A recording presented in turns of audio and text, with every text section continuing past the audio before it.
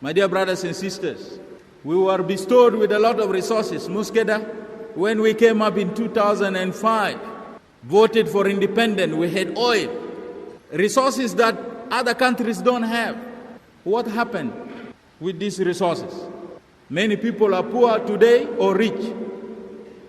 Where is the oil money? Who has taken them? What is the money used for?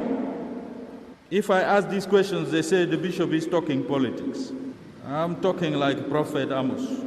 I'm asking that once God gives you blessings, He also gives you responsibilities. You must be responsible of God's blessings. Because He gives you blessings, He expects you to be responsible, to care for these blessings. Carelessness brings curse and brings suffering. The suffering of our country today is because of the carelessness of the leaders, whether the leaders of the church or the leaders of the country. We have been careless, and because of this carelessness, now there is suffering. According to Amos, the prophet, true health, the real health of a society cannot be measured merely by the terms of economic prosperity. We have seen it already. The health of the community, the health of the society is not only in economic prosperity, but must be assessed from the moral performance of the community, of the nation, the moral performance of the community. Our prosperity of having the oil was not enough. Our moral responsibility has been weak. Why? That is why we are able to rape women and children. We rape them, our sisters, South Sudanese. This is a poor moral responsibility that we lost. We are able to kill our own brothers and sisters because of resources. Who gave those resources? God. A blessing that has turned into a curse. We became crazy. We start dividing ourselves into ethnic lines.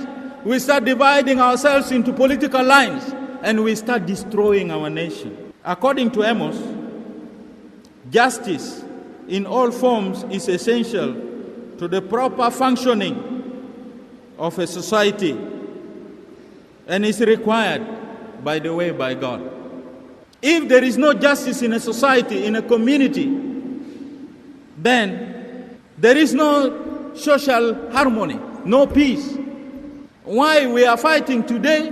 Why there is war in the country today? Because there is injustice. And this has to be spelled out. Injustice in capital letters. The perpetrators of social injustices sought to conceal sometimes their acts by hypocritical religious practices. They attend masses, they attend religious ceremonies, so that you look at them as pious people. This is what happened during the time of Prophet Amos.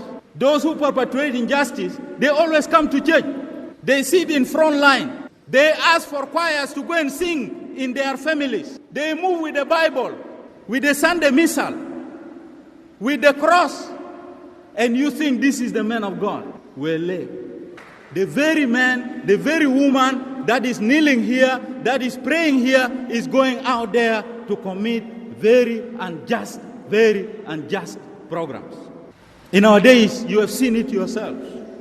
I'm talking about the time of Prophet Amos. I did not yet come to us. This was during the time of Prophet Amos. The political leaders of Israel at that time, they do exactly what ours are doing today. They go to churches all over. And on Sunday, they don't stay at home. They go to every church. They even donate, by the way. And they donate some of that money that they have stolen from the poor, and they give it to the church. So that you see them as honest and good people. But at night, at dawn, what did they plan? Injustice. The social evil of Amos' time are still experienced in our world today. That is why you are laughing. The issues addressed by Amos vividly shows themselves in our country today. What are these things? Corruption at the highest levels, injustices at the highest level, embezzlement at the highest level, oppression of the poor at the highest level, flight of the capital, including the bank reserves, at the highest level. These injustices accounts for the instability of our country. These are the things. The elite rich get richer at the expenses of the poor, who continue to sink into abject poverty. The poorest person in the world is found in South Sudan, and one of the richest peoples are found in South Sudan. You can see the paradox. How did this man become so rich and another one become so poor? Even his grass house, the grass house, is touched. I want to explain this better. Somebody has a mansion, a building that is of multi-million in South Sudan, and a South Sudanese who has only a tukul, the tukul, even soldiers are sent to burn that tukul. What kind of country is this? What is happening? The poor is even made poorer. He is deprived even of a grass house. Yeah. The elite prosper educationally. They educate their family members at the expenses of the nation. They build mansions with the stolen money. They pay unjust wages and continues the exploitation of the poor on the day-to-day basis. Do you know what happened? Somebody at grade 17, how much money is he receiving? You go to the market, compare the money of somebody at grade 17 and the market of today. That money cannot feed this individual beside his family and children for 1 month. I'm not of grade 17, but I know. What happened? The economy of the country is made so much in balance to suit the interests of the rich, of the few rich. Even if all of you die, Al-Kafar, he is happy. He has a house here, another house in Kampala, another house in Nairobi, another house in Addis Ababa, another house in Australia, another house in Canada, and another house in America. These people, during the time of Prophet Amos, they remain in power at all costs and leave their population in poverty. These people, according to Prophet Amos, should be condemned. And I take this opportunity to condemn them in the highest terms possible. Amos said, respect for the dignity of the people, for the dignity of the nation should be sought. St. Paul also today writes to Timothy, a bishop like myself. And he wrote to him, he said, my friend, Timothy was a bishop of Ephesus. He was warning him. He said, Bishop Timothy, be careful of false teachers taking up the ministry of preaching to spread doctrines that mislead the faithful, to lead them away from the truth. Be a religious, uphold to the truth, and be strong in faith.